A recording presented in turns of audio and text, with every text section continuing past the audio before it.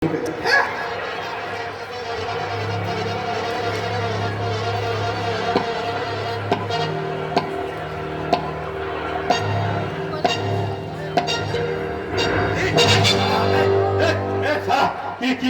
যেন পায় ঠেকলো বলে মনে হচ্ছে।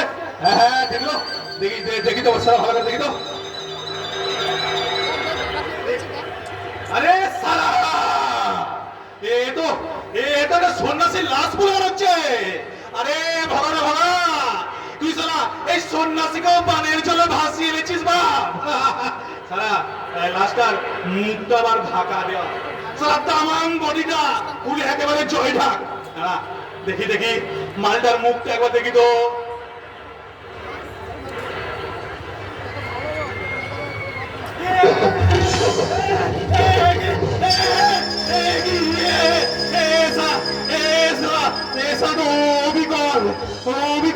আমার মতো দেখতে,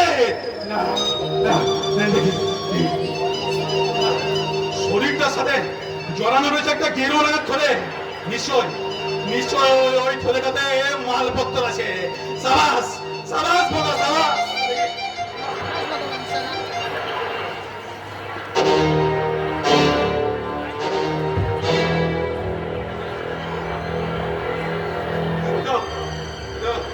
একটা গিটার, চন্ডী আর একটা ডায়েরি। এই শরীরটার সাথে আস্তে আস্তে বাঁধা ছিল বলে সেরকম কোনো ক্ষতি হয়নি। দেখি তো এই ডায়েরিটাতে কার নাম লেখা আছে?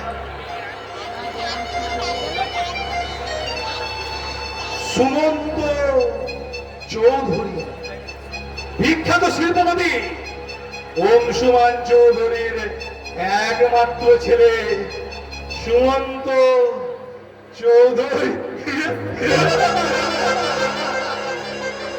সাবাস ভালা সাবাস, তুই এই সন্ন্যাসীটিকে মেরে না আমাকে বাঁচিয়ে দিয়েছিস রে।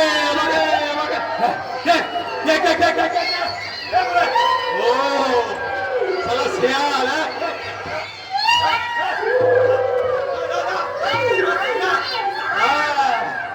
এখন তোকে আমি লাশটা খেতে দেবো না রে। এছাড়া অবিকল আমার মতো দেখতে আরেকটা পল্লব মুখার্জি। তাই এই লাশ থেকে টানতে টানতে নিয়ে গিয়ে আমি ওই নদীর পাড়ে তুলবো।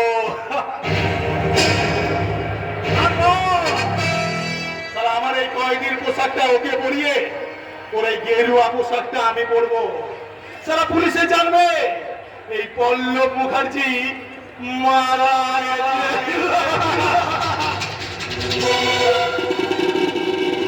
আর নতুন করে বেঁচে উঠেছে অংশুমান চৌধুরীর একমাত্র সন্তান সুমন্ত চৌধুরী।